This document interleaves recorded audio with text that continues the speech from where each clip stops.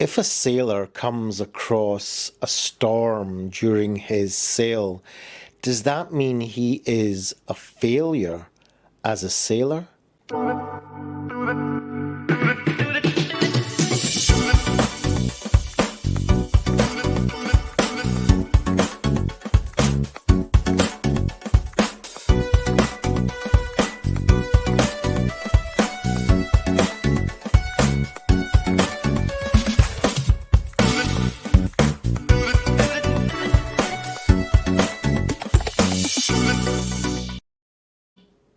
When I started this 12-week challenge, of course I did it to challenge myself because I was having particular challenges with getting my online course up and running. And I thought I'd use that as an example of myself as a subject going through life and dealing with this emotional sea that we all experience.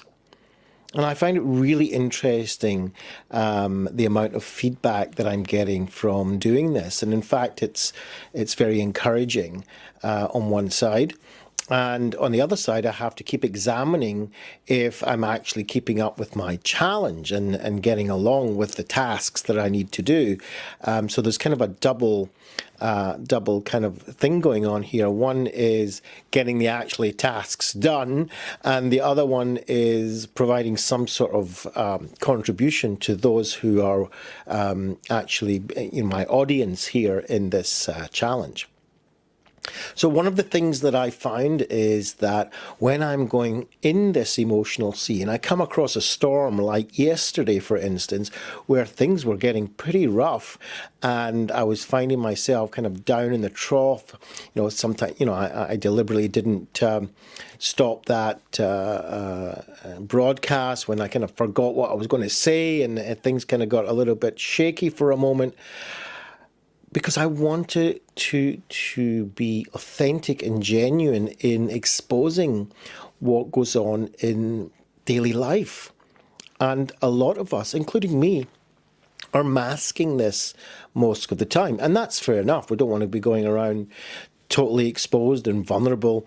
But I think it's a really good teaching experience if we understand that there are really normal, natural things that go on inside a human being that's not just in us, it's in probably everybody. And that is that we go through emotional seas. And that I mean by, one day everything's kind of calm and quiet and feels pleasant and comfortable.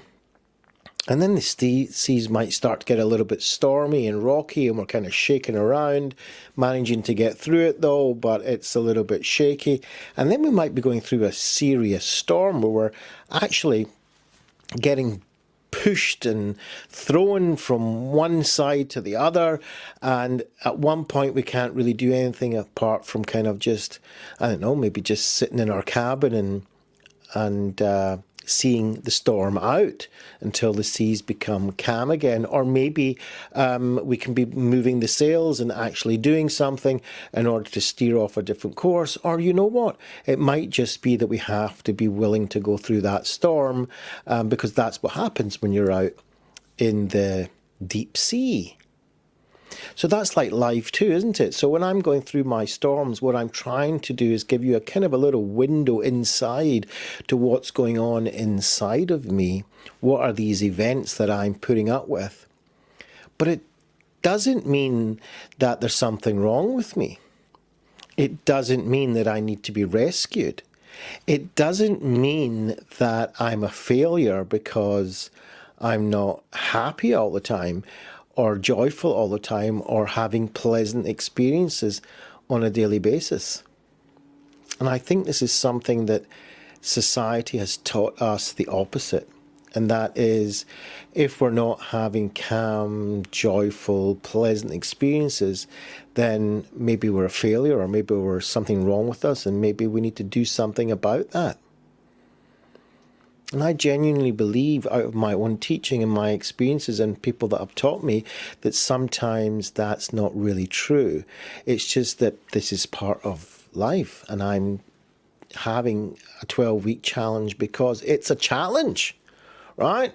If it was easy to do, then it wouldn't, it'd be ridiculous me calling this a challenge. Challenge is that I've got to actually get through this stormy seas. And stormy seas are not comfortable.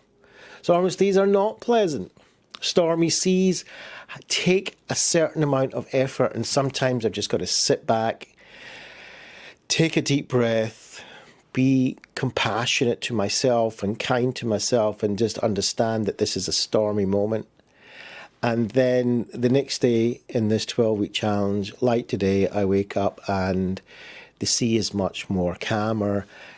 My environment, my context is much more calmer, and I feel I can get some more work done. And it's not going to be a situation where I'm going to be working from daybreak to nightfall in an exhaustive mode and, be rejoicing every minute that life is so wonderful and pleasant and, oh my goodness, this is fantastic, and have that go on every day. No, that's not a realistic outlook.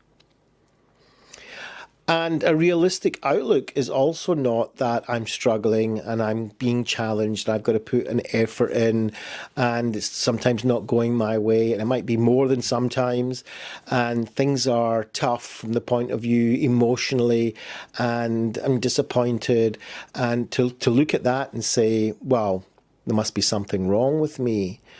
I'm not working properly. This is some sort of fault, and I'm a failure at what I'm doing because of these experiences I'm having.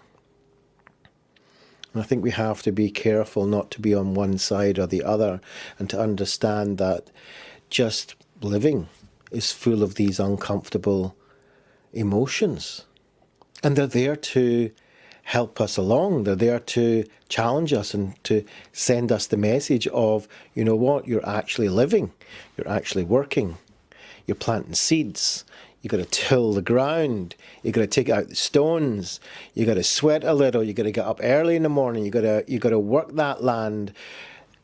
Just because it's raining or stormy or, thunder and lightning coming down, or there's a strong wind or a hurricane, doesn't mean you're a failure as a farmer. It just means that the weather is not appropriate maybe to go out planting seeds that day. And maybe you have to wait for the time in the springtime where the weather conditions are much more conducive to planting seeds. And in the wintertime, you just got to hang back and think of something else. So that's like our daily lives. Sometimes these days we have top priorities. Things are coming in that were unexpected, and the stormy weather starts. And maybe we should be directing our efforts to something else in the meantime until the conditions are conducive to continuing again. So that's the way I'm looking at myself. I'm still doing this writing. I finished my expressive writing. It was a really interesting exercise. I'm quite pleased that I did it. I want to continue a writing exercise just to see if something productive or interesting or adventurous will come out of that. In the meantime, let's meet up tomorrow. Dov Benyaacov-Kurtzman has embarked on a 12-week daily live challenge to disseminate a mixture of knowledge, combining his hand-picked golden nuggets from his personal library together with his decades of experience and learning. He is doing this as a committed action to service his values of contributing and helping others, using himself as the subject of this exercise. Despite his feelings of awkwardness, anxiousness, and shame, which usually forms a barrier of uncomfortableness within, holding him back from accomplishing his goals. Dov Benyaacov-Kurtzman is an accomplished psychotherapist and clinical social worker with many years of learning and experience. And yet his self-disclosure of his vulnerability and openness is to demonstrate the human condition that we all experience from time to time. Disclaimer: the contents of this podcast, such as text, graphics, images, and other material contained on the podcast, are for informational purposes only. The content is not intended to be a substitute for professional advice, diagnosis, or treatment. Always seek the advice of your mental health professional or other qualified health provider with any questions you may have regarding your condition. Never disregard professional advice or delay in seeking it because of something you have heard on this podcast.